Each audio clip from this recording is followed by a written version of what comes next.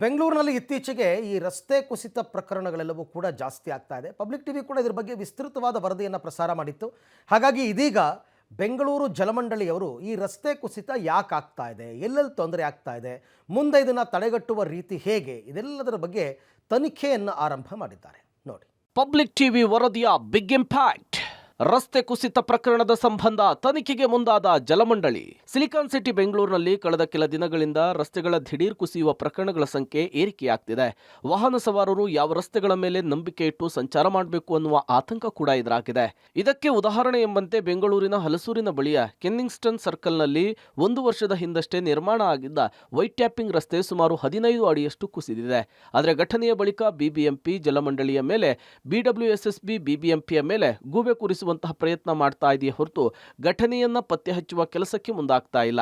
ಈ ಬಗ್ಗೆ public TV ಸಂಕ್ಷಿಪ್ತ ವರದಿ ಮಾಡಿದ ಬೆನ್ನಲ್ಲೇ ಎಚ್ಚೆತ್ತುಕೊಂಡಿರುವ ಜಲಮಂಡಳಿಯ ಅಧಿಕಾರಿಗಳು ಘಟನೆಯ ತನಿಖೆಗೆ ಮುಂದಾಗಿದ್ದಾರೆ. ಹೌದು, ಬೆಂಗಳೂರಿನ ಕೆಲ ರಸ್ತೆಗಳ ಕುಸಿತ ಪ್ರಕರಣಕ್ಕೆ ಸಂಬಂಧಿಸಿದಂತೆ ಘಟನೆಗಳಿಗೆಲ್ಲ ಜಲಮಂಡಳಿಯೇ ಕಾರಣ ಅನ್ನುವ ಗಂಭೀರ ಆರೋಪಗಳು ಕೇಳಿಬಂದಿತ್ತು.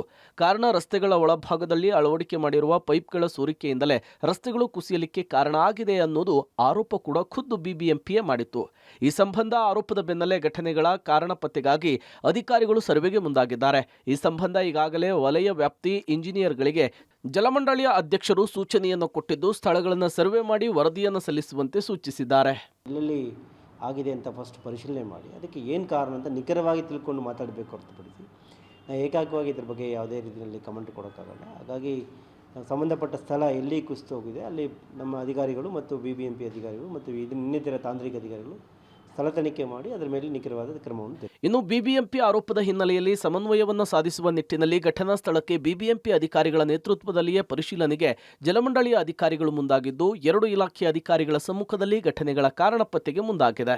ನಾವು ಸಾಮಾನ್ಯವಾಗಿ ಎಲ್ಲಿ ಕುಸಿದು ಹೋಗಿದೆ ಅಲ್ಲಿ ಸಂಬಂಧಪಟ್ಟ ಸ್ಥಳ ಮಟ್ಟದ ಒಂದು ತಾಂತ್ರಿಕ ಅಧಿಕಾರಿಗಳು ಎಲ್ಲ ಇಲಾಖೆ, ನಾಟ್ ಓನ್ಲಿ ಬಿಬಿಎಂಪಿ, ಬೇರೆ ಎಲ್ಲ ಇಲಾಖೆಗಳು, ಯುಟಿಲಿಟಿ ಡಿಪಾರ್ಟ್ಮೆಂಟ್ಸ್ಗಳು, ಎಲ್ಲ ಡಿಪಾರ್ಟ್ಮೆಂಟ್ ಸೇರಿಕೊಂಡು ಅಲ್ಲಿ ಸ್ಥಳ ತನಿಖೆ ಮಾಡಿ ಎಲ್ಲಿ ಯಾವ ಕಾರಣದಿಂದ ಆಗಿದೆ ಅಂತ ನಾವು ನೋಡಬೇಕಾಗುತ್ತೆ. ಮತ್ತು ಜಿಯಾಲಜಿಕಲ್ ರಿಪೋರ್ಟ್ ಬೇಕಾಗುತ್ತೆ, ಅಲ್ಲಿ ಯಾವ ಥರ ಮಣ್ಣಿನ ಗುಣಮಟ್ಟ ಇದೆ ಮತ್ತು ಯಾವ ಥರ ಅಲ್ಲಿ ನೀರಿನ ಅಂಡರ್ಲೈಯಿಂಗ್ ಇದಿದೆ ಎಲ್ಲ ನೋಡಿಕೊಂಡು ನಾವು ಅದರ ಮೇಲೆ ಕ್ರಮ ಜರುಗಿಸಬೇಕು. ನಾವು ಏಕಾಗ್ರವಾಗಿ ಯಾವುದೇ ಇಲಾಖೆ ಮೇಲೆ ಕೂಡ ನಾವು ಇದನ್ನು ಆರೋಪ ಮಾಡೋಕ್ಕಾಗಲ್ಲ.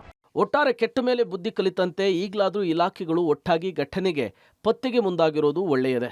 ಆದರೆ ತನಿಖೆಯನ್ನು ಮುಗಿಸಿ ಘಟನೆಗಳಿಗೆ ಯಾರು ಜವಾಬ್ದಾರಿಯನ್ನು ತೆಗೆದುಕೊಳ್ತಾರೆ ಅನ್ನೋದೇ ಸದ್ಯಕ್ಕಿರುವ ಕುತೂಹಲ. Raghu, metro bureau, public TV, Bengaluru.